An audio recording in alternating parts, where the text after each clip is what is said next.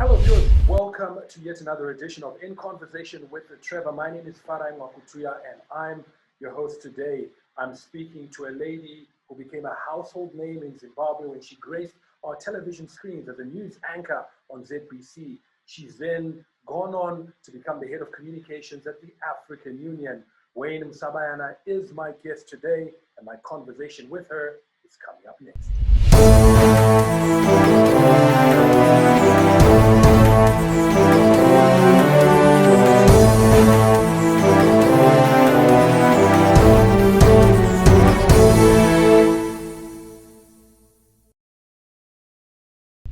Well, thank you very much for joining us. It's a great honor and privilege to be speaking to you, ma'am. Welcome to In Conversation with Trevor. Thank you very much, Farai. Thank you for inviting me onto your show, and hello to all the viewers. Many people, many Zimbabweans will remember you from your time at ZBC when you were a news anchor, gracing our screens for many years. Could you tell us, as a way of beginning this discussion, how you got there? Well, I got there through a scheme that was introduced at that point. I believe that it was a government scheme. So we were in the third year of our degree program at the University of Zimbabwe, and we were approached, or rather we received these delegations that had come in, and essentially what they were doing was to pitch for opportunities in the public service as well as in the parastatals. So there were people that came in from the army, from the police, from ZBC, as well as from the Ministry of Foreign Affairs, looking for graduates to enter into that service at graduate level. So that is really how it all started. So they gave us that pitch and we were asked to choose where we wanted to go. And a number of friends and myself and some colleagues, we opted to go to the ZBC. So we went to the ZBC. We were very well received. I remember the faces that I recall was Baba Haley Velapimlangeni and also Sisi Busichindove. So they then gave us a kind of an interview. It was quite serious. I think they were trying to assess which capacities each one of us had. And then from there, they then selected those people who were to stay at Pockets Hill. And I believe some then went also to Mbare Studios for the Shona and Ndebele services. But the interesting thing was that we were just coming out of university. And so we went into ZBC really like a clean slate, waiting for information, waiting for training. And we were not disappointed because ZBC offered at that time very, very good training. And this was done by both local and international experts. So we received the whole training from how to write for news, how to write for broadcast, especially because it is a little different from writing for print. So we were then given that training on how to write, on how to edit, how to be a good sub-editor. We were also taught how to produce programs, how to collate a news bulletin and make it ready, how to time both the speed of the presenter as well as the whole story and therefore of the whole bulletin to make sure that we came out within the 30 minutes that was allocated for news at that time. We then also received a lot of mentoring and ongoing coaching, both from the professional trainers, but also from the more seasoned journalists who were at ZBC. I have to say that they made our lives much, much easier. It didn't take long for us to get used to the system and to start being productive in a very short space of time. I also just really want to compliment that training because even today I'm finding it useful in the work that I'm doing. So it was very good. And really that's how I entered this industry. So I started off with doing the radio news as a sub-editor presenter. Sub-editor meaning really the one who produces the news. After you've done that, well, firstly, you receive the news from the reporters. Then you do your sub-editing, which includes also sometimes rewriting the story to make sure that the audiences can understand it. So after you do that, and then you collate the stories, you hand over to the presenter.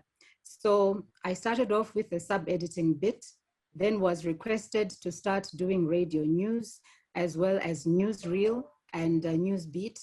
And then in the second year at ZBC, I was then asked to try out the television news. Mm-hmm. Just to take you back a bit, you were at university. Could you tell us what you were studying and perhaps what informed your choice of choosing ZBC out of the different pitches that had been put in front of you? Is it because you felt already then that you had a passion for media? Yes, I studied Bachelor of Sociology honors in university. After that, I then, of course, went on to do other courses, like I did a diploma in public relations at a college which is in town. And then later on, I went on to do a master's course in journalism at Cardiff in Wales. So that's my educational background. But what informed my choice to go for ZBC was that I had been very active in debates in high school. And I represented my house. It was called Tudor House at what was then Sinoia High School, later to become Chinoi High School. Besides that, I had also, in growing up, also really admired some of the broadcasters that were there at that time when I was young. I remember when I was young, even asking my mom, where are these people who are speaking to us? Because I really wanted to understand how broadcast signals came all the way from Harare to Alaska Mine, where I grew up, and Shackleton Mine, because I couldn't understand it. And so it was a constant debate in our house as to how I could hear Jane Iso speaking in Harare, and I was like hundreds of kilometers away. So I had always had that interest in understanding about broadcasting. So, I mean, you could say, you know, fate had it for me. Mm-hmm. And how did it feel at that time being a young Black woman working for such an influential state institution like ZBC? It was great. I enjoyed it. Like I said, we received very extensive training, and it hasn't gone out of fashion. It is still relevant to me today as it was at that point. And it also helped me to win some awards in the presenting category. We used to have these competitions, and I remember that I won twice the Presenter of the Year award, and once as a runner-up. So it just goes to show that you know, the thoroughness of the training and the mentoring system that was there. But you know, for me coming into the institution, firstly, I said we came in as a group of people from the university. And so as a group, I think we worked very well together, uplifting each other, correcting each other where it was necessary, and making sure that we were abiding by the instructions that we had been given on how to become good broadcasters. So we then went on and on like that. And the support that we continued to receive was really excellent. So it was kind of a smooth transition. I don't remember that feeling of getting lost when you get into a big institution, when you get into an unfamiliar environment. I think that the institution was very well prepared for our coming and prepared us well for it. The weight of expectation, I imagine that you must have also felt, knowing that there were people in places in the communities where you grew up, in your own family, old schoolmates perhaps, who were looking and watching you on TV and saying, she's one of us, she's representing us. How did that feel? I have to say that the comments that were coming from people were very good. In the first instance, I remember my first bulletin that I did. I did it with Alice Chavunduka, who, as you all know, was perfection in terms of broadcasting. So, and in those days, at the end of every week, the newspapers would have a review of what came out from the broadcasting station. So they reviewed programs, but they also made comments about presenters. And they were not always very nice at it, I have to say. So I was really very pensive after my first broadcast to see how it had been received. And so I was very happy, I think it was on a Thursday, when the Financial Gazette put out a headline that said, Musabayana's TV debut a cinch. Now, I have to say that I had to look up this word, cinch. And what it means is that doing something with ease.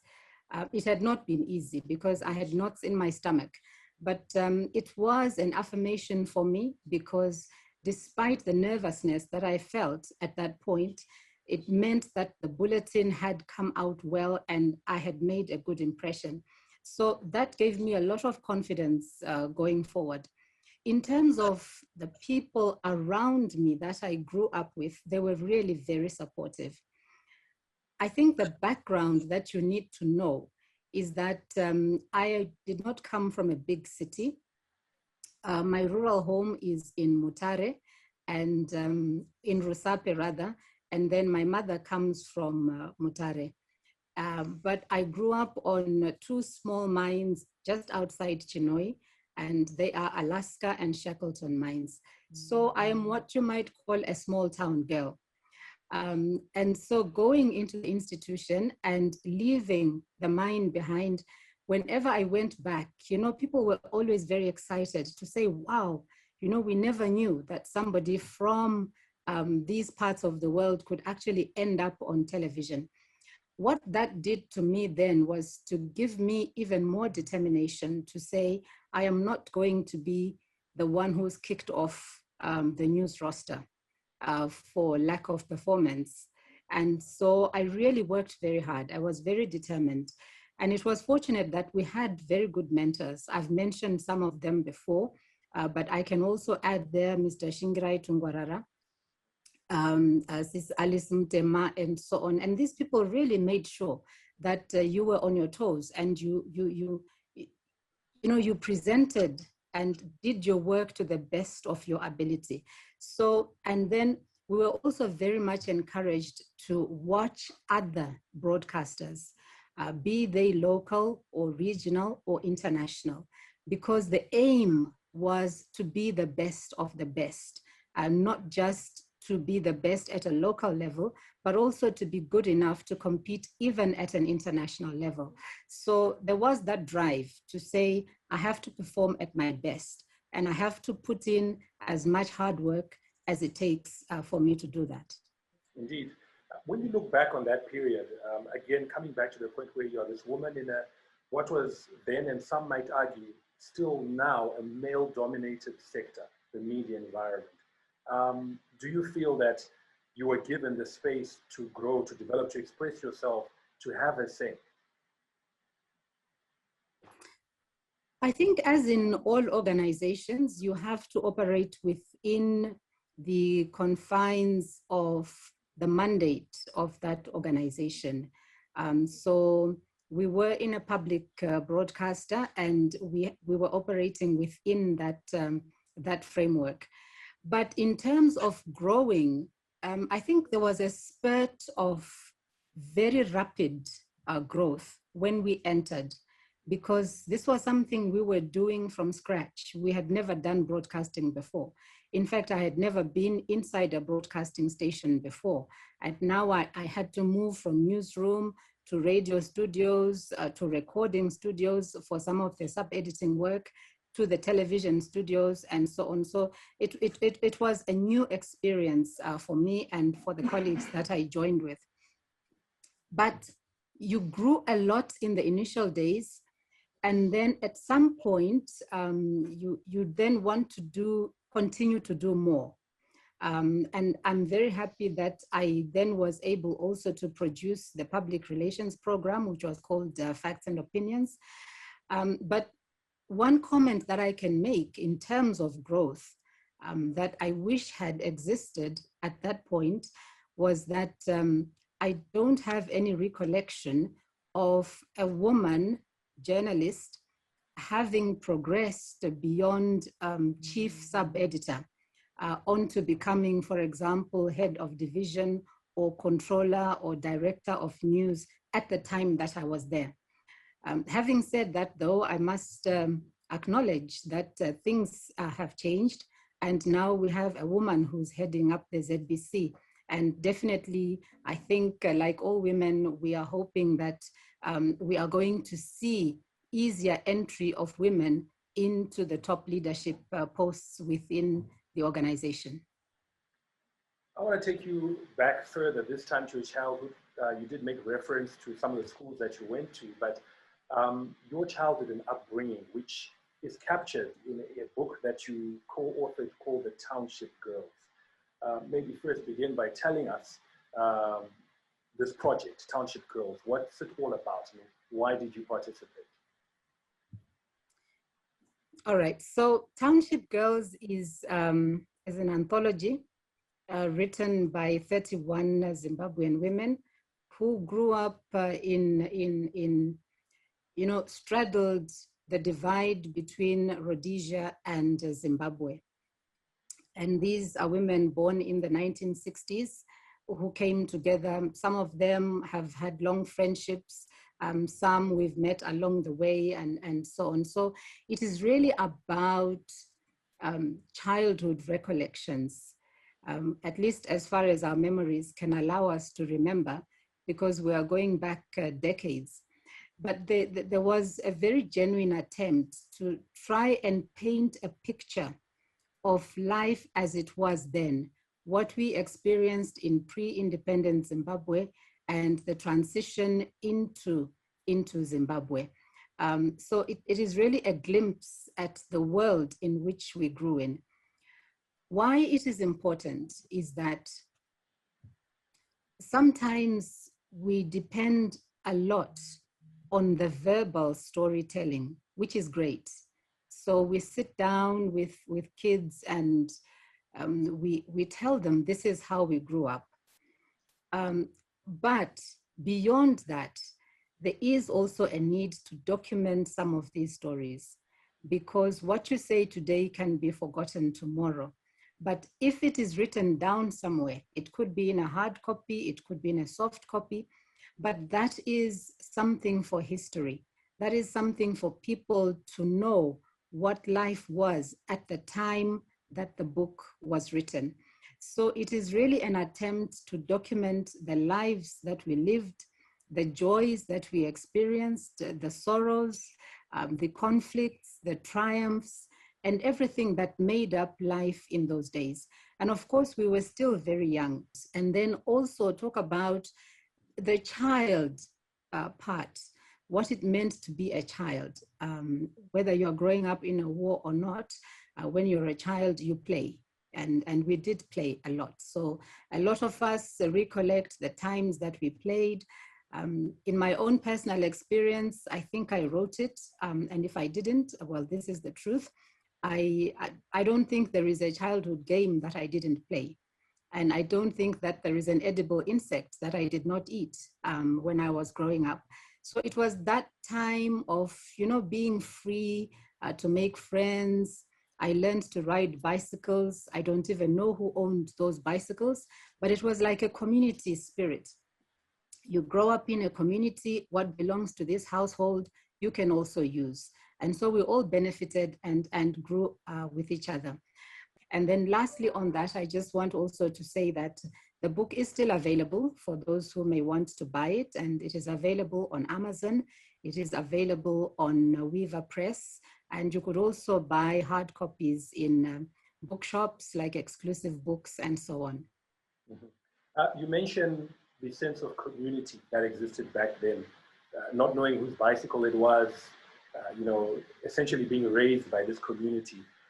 Some argue that we've lost that social fabric that, raised many people in the past has been eroded. It's no longer there. Do you agree with that? Well, I do agree, perhaps in a physical sense, that we are not living in close proximity with each other anymore. And yes, it is true that children today don't play out on the streets anymore, because actually the streets are dangerous. You could get run over by a car. People could be enticed into taking drugs and things like that. So children have these electronic gadgets that are keeping them company. That is true. But the community spirit, I would say, is still there. Because even though we are not staying in close proximity with each other, now we have tools that allow us to be able to continue being in touch. So now we have mobile phones. You can talk to your auntie or your uncle, wherever they are, on social media platforms. The rates for communications, I think, are affordable in many cases. So it is still possible for people to get in touch. Even now when perhaps you're having a wedding, not everyone needs to be there because you can live stream these things. We are still in communion with our relatives who are outside the country, celebrating their joys via video conferencing. Also being with them in times of sorrow via video conferencing. So I think that sense of community to a large extent is still there, although not necessarily in a physical sense. That childhood and that upbringing, what are some of the values that you think it instilled in you that are still strong and that still guide you even now? Okay, the issue of values. One of the biggest things that I remember growing up was the value of education. I think almost everyone that surrounded me, including adults, was learning something. It could be via distance education. It was called correspondence at that time. Or it could be night classes that were held on the mine. So there was a big desire, because there was an understanding that it is only through education that you can have a better life. There were even songs that were sung about the value of education. So education was a big thing. I remember that my father, he started off as a teacher, and then he became a headmaster. But at some point he realized that for him to continue, in that post as headmaster and perhaps progress even further, that he needed to upgrade his education. So he started studying from A levels. He passed, and then he went on to university. My mother also did the same up until she did her O levels. So everywhere around me, there was education. So it was a non-contested topic. No one ever had to sit you down and convince you that it's good to go to school, because it was just there within the system, and it is something that you absorbed growing up as a child. So that is one big thing. And integrity, I think, covers a lot of these issues, because within integrity, you have issues like being honest, being trustworthy, being dependable, being disciplined in the way that you conduct yourself, working hard, the belief in working hard for your life, to understand that there really aren't any shortcuts to success. Success that is long lasting, you have to work hard for it. So that is also a value that I saw on the mine, because I used to see fathers on the mine doing back-breaking work underground, because they used to go underground to look for the copper. The women, the mothers, waking up at 4 and just making sure that the family is running. In our own household, I don't remember my parents waking up later than 5:30. in the morning. And I think the other value that I got somehow along the way is a good sense of humor. I think humor is great.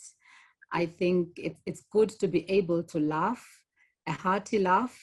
It keeps you healthy, I think, and I think it wards off a lot of ailments. And when I was growing up, there was a saying that said, laughter is the best medicine. And I think I can vouch for that. I want to pick up on the two things that you've mentioned and the values that you, education, which is very valuable, and hard work. What do you say to, again, the modern community where many people argue that, you know, young girls, and I'll use their example, who go to school but don't have job opportunities, who don't have opportunities to even get education, who see people who haven't worked very hard, but who seem to be living the life that we all aspire and dream of. Is there a disconnect there? Something gone wrong? I don't know that there's anyone who sets out to do the wrong thing, in the sense that you are talking about. Sometimes circumstances drive people to do this.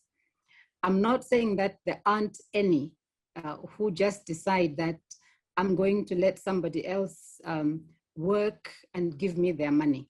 I think those people are there. But to a very large extent, I think that people want to be able to self-actualize. They want to be given opportunity to explore their talents. And sometimes the challenge that comes with the girl child is that sometimes she's the last in the queue. So, for example, when I was growing up, when money was tight in some households, and it came to a choice of which child should go to school and which one should sit at home, invariably it was the girl child who had to sit at home. And we still continue to have cases like that, where the girl child is really right at the end, when everybody else has been prioritized. So the opportunities, I feel, need to be given equally in any household between the boys and the girls, to allow also the girl child to grow and to flourish. And I think that this leads me to wanting to just mention the issue of some of the gender gaps that we see in the world. And I'm going to look at it from a global point of view without pinpointing any particular country. So despite the improvements that have been made in the life of women, we still find that 3 times more women do unpaid work.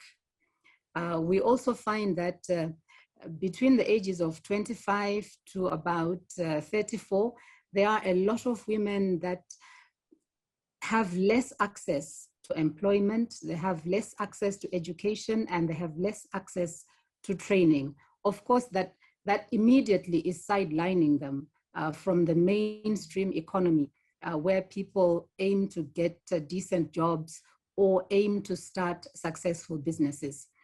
We also find that within that same age group, the women in that category are more likely to end up in extreme poverty.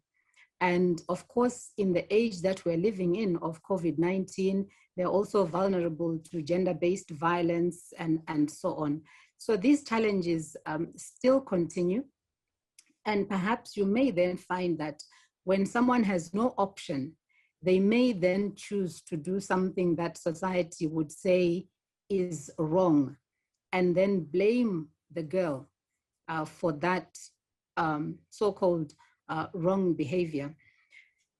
What I think is that perhaps we should be looking at the solutions to see how we can stop this, how we can mainstream girls and give them the same opportunities as we do to the boy child. Mm-hmm, mm-hmm. And whose responsibility is that? I think it's everybody's responsibility. We are all responsible.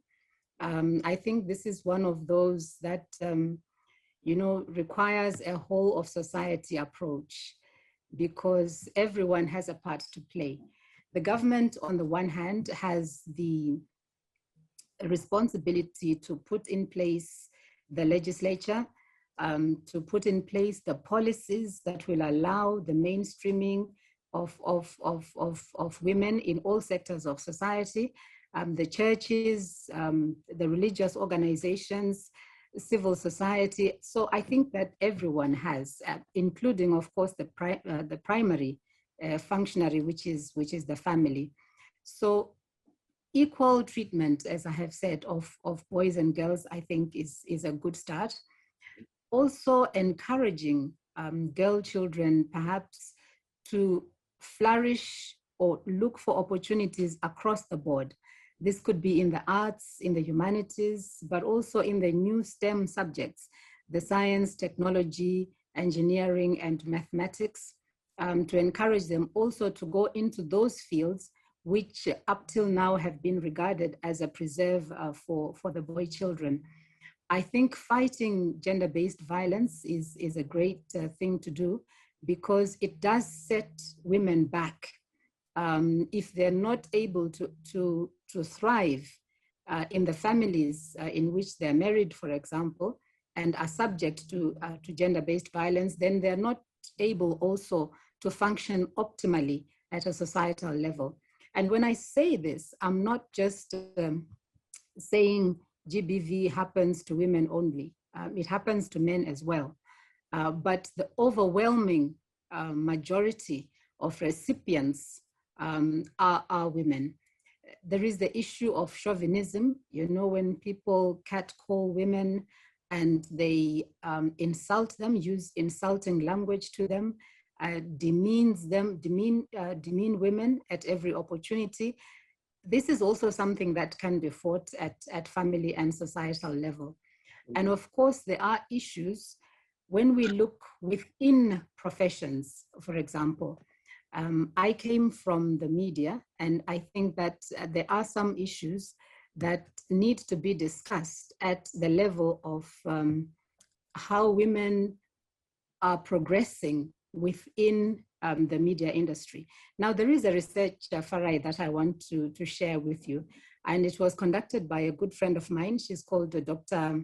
Yemisi Akinbobola, and she leads this organization called African Women in Media.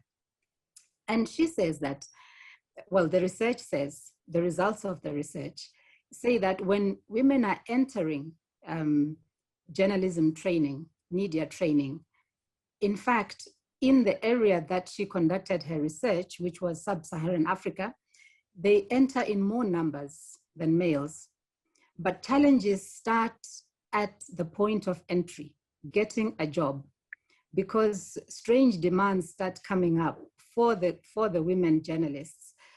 So there is job stagnation, there's problems with actually starting the job in the first place. There are things like salary discrepancies. There are things like gendered role allocation, where women perhaps are presumed to be good at only what are known as the soft issues, and the hard issues are given to the male reporters. There are issues of harassment within some of the newsrooms, bullying, and so on. And then there's also family life to consider, where perhaps a woman journalist may not be as free to do her job as her male counterpart. So these are some of the issues, I think, that some of the aspects and dimensions that we need to consider when we talk about young women trying to make shortcuts. Indeed, the point you mentioned about journalists, female journalists in the newsroom, it's actually when they go on assignment, some of the people they actually want to interview assume that because she's a woman, there are certain things that she can do for me that a male counterpart can't. Yes. Yeah. So just talking about, you just mentioned you started out in the media. Perhaps you could tell us the journey of leaving ZBC, which is probably where many people remember you from, to where you are now. All right, I left ZBC and I joined the Reserve Bank of Zimbabwe. as the communications manager. It was an exciting time for me because one, I mean, this building was daunting. You just had to look at it and you thought, oh my gosh, how am I going to survive in there? So I joined the Reserve Bank of Zimbabwe, and we took some very interesting projects. We undertook some very interesting projects, like, for example, the launches of new money. Managing these big continental, national projects was very exciting for me. We organized sports functions for all the central banks in Southern Africa. So we had visitors coming in and just putting together the logistics for such a big event were really quite challenging. We published newsletters on behalf of the bank. We did the media liaison for the bank, and also some external relations work with the different banks that were there. One of the biggest tasks that I remember, for example, was when in 2000, when we had this fear of the virus. There was supposed to be a virus that was coming. Yeah, the Y2K virus. So organizing those meetings with the leaders of the different banks, bringing them into the bank, so that the governor could address them, and they could together come up with a common position on how they would approach this perceived challenge to the banking sector. So it was a time again of growth. I had left ZBC, and I was starting to learn new things and expanding my scope in my chosen profession of journalism and public relations, as well as communications. So from there, I went on to First Mutual Life. It was known as First Mutual Life Assurance Society of Zimbabwe at that point. And again, it was a period of phenomenal growth, because then it was a private sector institution. Remember, all along I had been in government, quasi-government institutions. And then I went to a completely different setup where profit was key, and you had to do much more in terms of your external relations management, in terms of your advertising, the thrust of advertising, because I worked very closely with the marketing team to put out adverts about the different products that we were launching. Occasionally, you had what we call bad press coming out. So dealing with that, having crisis communications strategies and being able to deploy them successfully in order to maintain the reputation of your organization. We published the annual publications, the annual report of the organization. And there was just so much work going on. I mean, it was really fascinating to see how the private sector worked in comparison to government. Then after First Mutual Life, I did a number of consultancies. So first I consulted for the International Federation of Red Cross and Red Crescent Societies. And then I consulted for the Economic Commission for Africa, the United Nations Economic Commission for Africa, which is based in Addis Ababa in Ethiopia, as well as for the United Nations Population Fund. At first, at African Union, I started as a consultant as well, before then moving into a more regular post. Very diverse and varied backgrounds you just mentioned there. Along this journey, are there any tips or any lessons that you've learned that you think would be valuable to others who are in the corporate sector?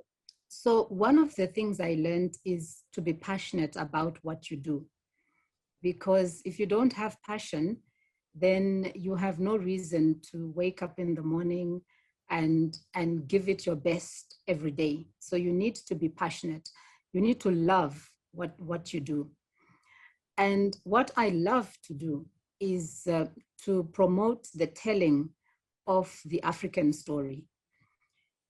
I am not one of the pessimists. I am optimistic about the direction that our continent is going in. And I try very hard to encourage people to look for the positive stories as well. There are a lot of negatives, as there are everywhere, but there are also a lot of positives. I often say when in meetings or in interactions with friends, if we don't tell our own story, someone else is going to tell us to tell it on our behalf. And it will not be the kind of story that we want told. It will be the kind of story that meets the editorial policy or the slant of the teller.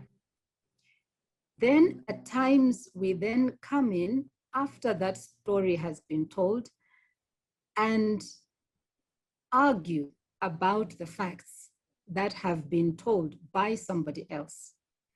So I always say the best thing is for us to just tell our own story ourselves and tell it first and tell it well. Then we close out a lot of the negativity around the coverage of the continent. So I'm passionate about that.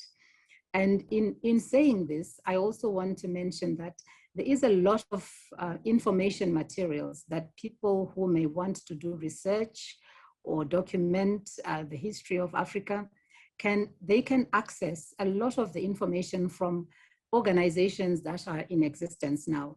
I think websites have given us an insight and the capacity into how we can access information. We don't have to travel to find it anymore. We can find it at the click of a button, provided we access the correct information sources.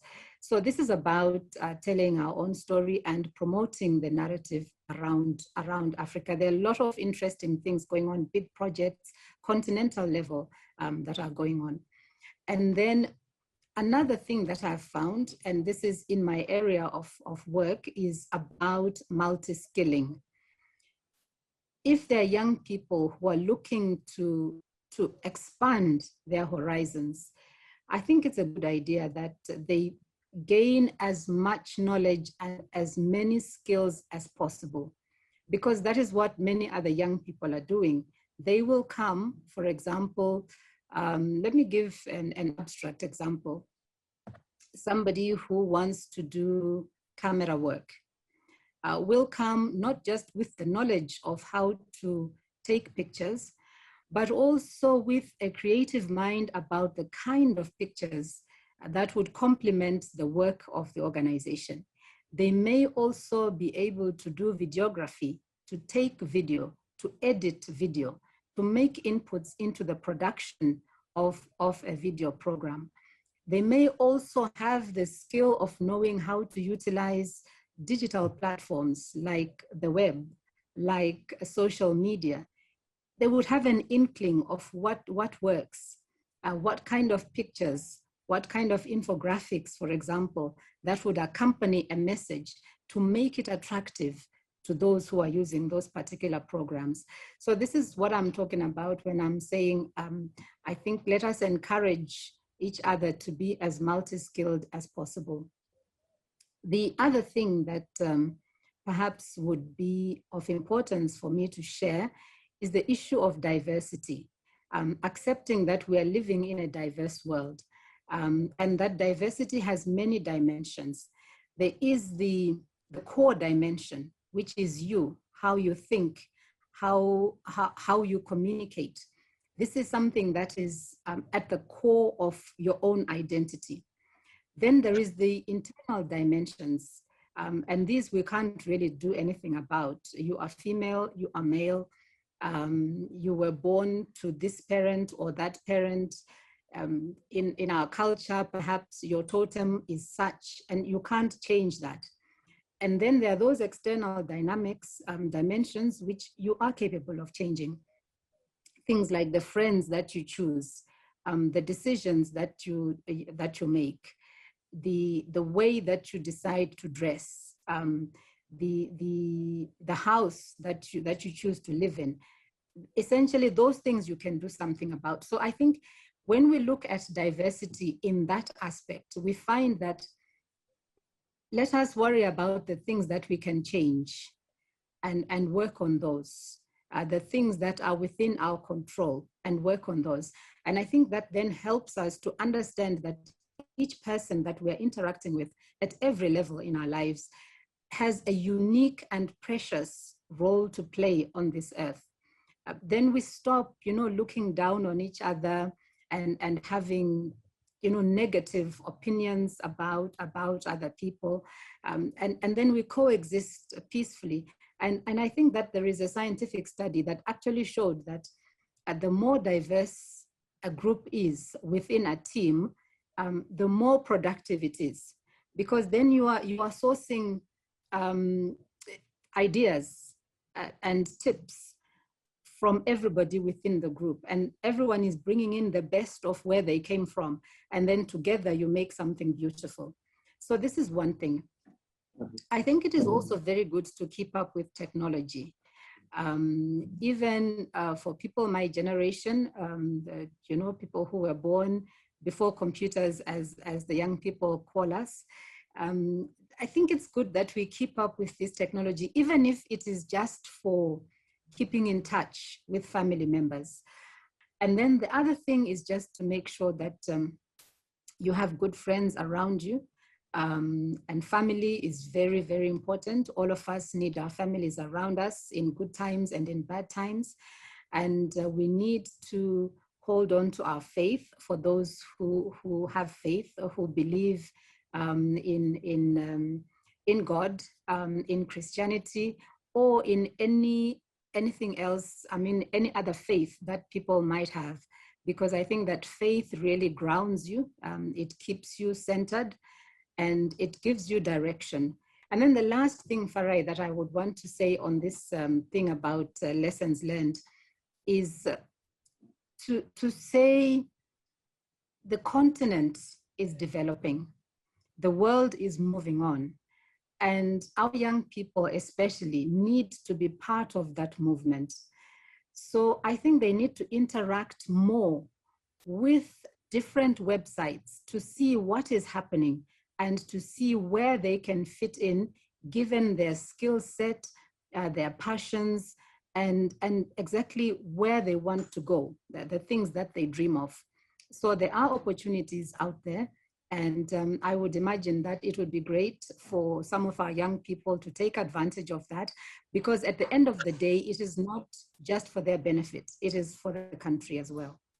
Indeed. I like the example you used earlier of, a camera person now requiring to have so many other skills to do their work, which brings me to, again, where you worked in the past at ZBC. I think at the time, media was not what it is today. When you look at the landscape, given when you worked there, and what it is today, what are your thoughts in terms of where it has gone and how it's evolving? Thank you, Farai. I wouldn't want to talk about ZBC specifically because it has been a while since I was there. So perhaps I may make value judgments which are not correct. But what I can talk about is the landscape in the media as a whole. And this applies to Africa, and it also applies globally. So we noticed that media consumption patterns have changed since the time that I was a broadcaster. There isn't much room for monopoly anymore. And also some of our young people from the millennials going down, apparently they're not watching TV as we used to do before. Because when we were growing up, the TV was like the center of entertainment in the house.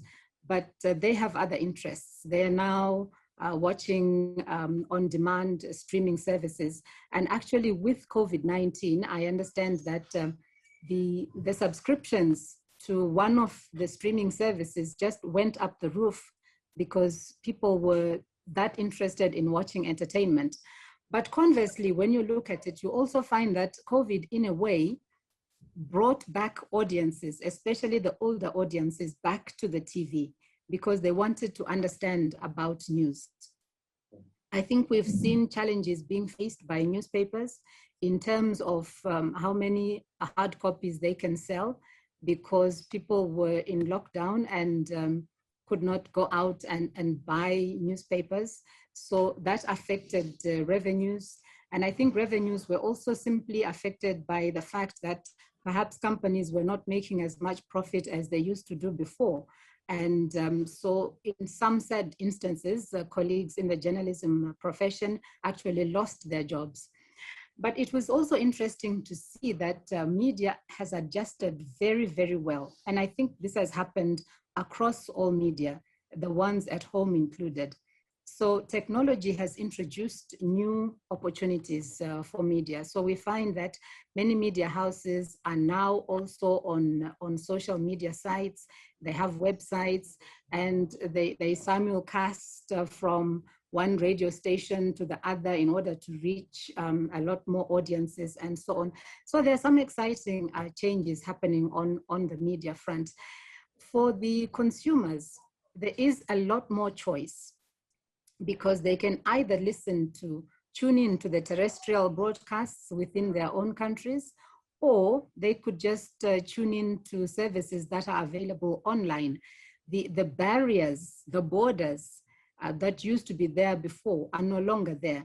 And as I've said, the monopolies are falling away, because now citizens can listen in to programs that are coming from 30,000 kilometers away.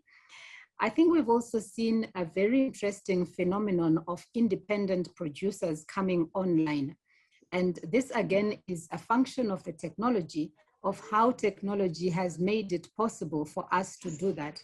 So we have independent producers sometimes working on cell phones, who are producing content that is relevant and giving the broadcasters a run for their money. It's really all very exciting. We see also radio now sometimes bringing the TV cameras into the radio station and operating almost like a television station.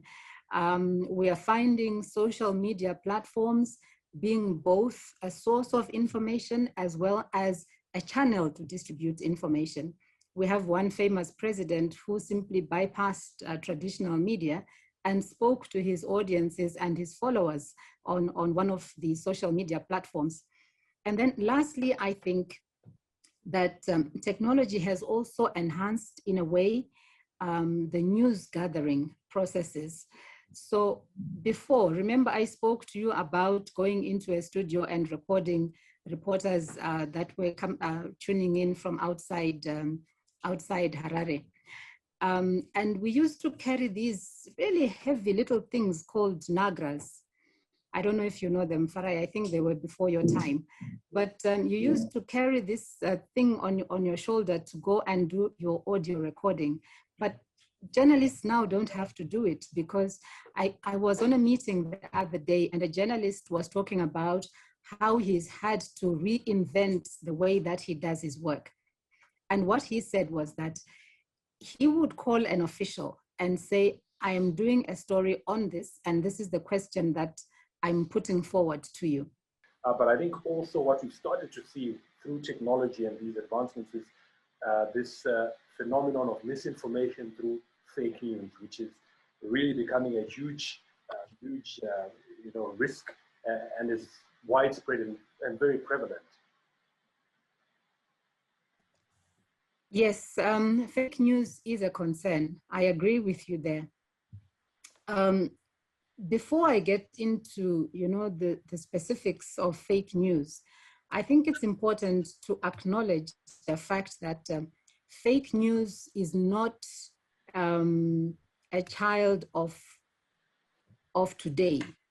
It hasn't just sprung upon us. I think people have been telling fake news, perhaps we can call them fibs, for a long time.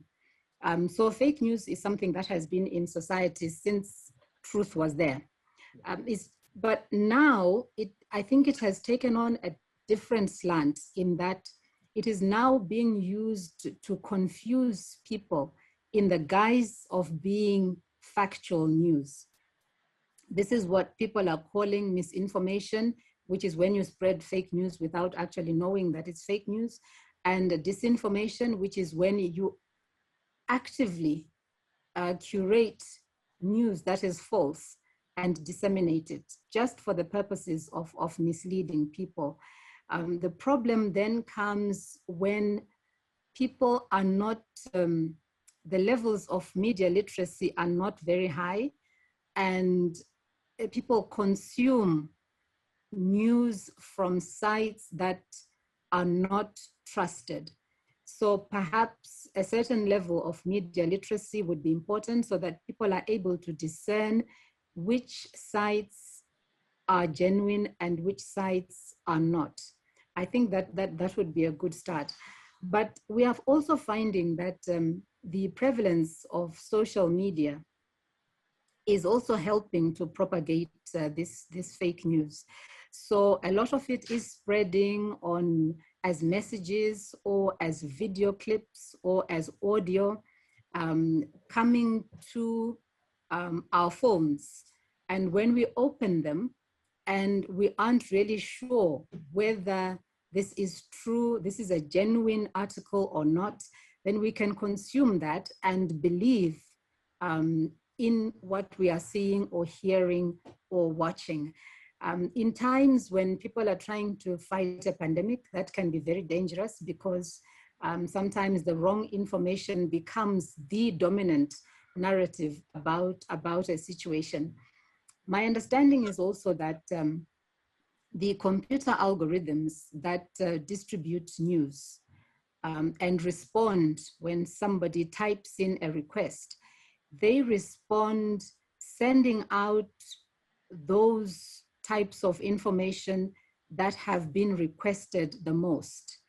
And if it happens that that information is part of the fake news, then it means that the algorithms are actually also helping to send out fake news. It's not that they're made to send out fake news, but the way in which they're made is they're made to recognize what people are looking for the most, what people want the most, and therefore they can also become part of that problem of sending out fake news. We also have situations sometimes, Farai, where news organizations also fall victim to this fake news. They do it unintentionally, but sometimes it happens. I think we witnessed recently the story of 10 babies allegedly having been born in South Africa.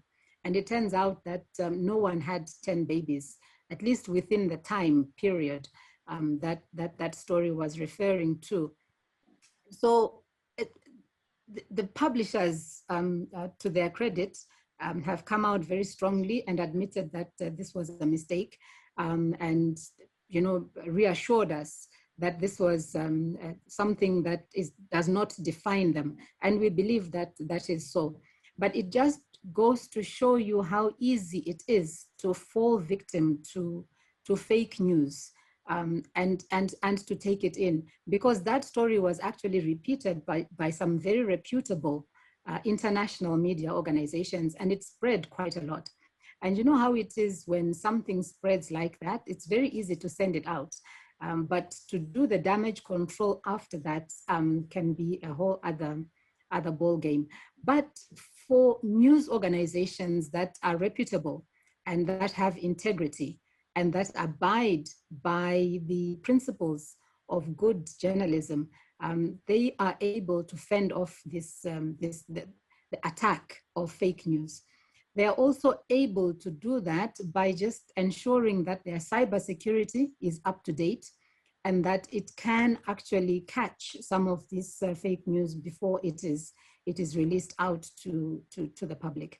So yes, I agree with you that fake news is a big concern, but we are not hopeless in the face of fake news. I think good old principles are on our side. Indeed. Because we're running out of time, I'd like to just, again, take you back into time to your days at ZBC. If you could go back into time and speak to the young news anchor back then, fresh out of university in the newsroom, working there, Wynne Musabayana back then, and speak to her, knowing what you know now with the experience that you have, what advice would you give her? What advice would you give her? All right. I think I would really emphasize to her to say, the world is your oyster. You've come this far. You need to keep at it. You need to work hard. Success doesn't come overnight. You need to work for it. You need to keep your faith. You need to keep good people around you. And yeah, I think it's about the hard work for me. I think I would really emphasize that to her. And also this aspect of continuous education, continuous learning from the experts, because none of us are, experts at everything. Indeed, I mean, I remember hearing a saying, I'm not sure who said it, but, saying, I have never met a person from whom I have learned nothing. So that is very correct. Very important. That is correct. As always, we like to wrap up this show by asking our guests to share some books that they would recommend.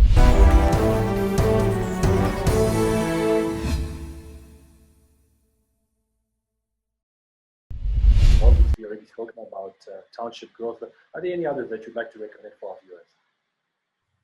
Yes, I think I would recommend two books that I'm currently reading, which were given to me by my children. The first one is by Tsitsidangarembwa, This Mournable Body, great book. And then the other one is on Thomas Sankara. I think these are two excellent books.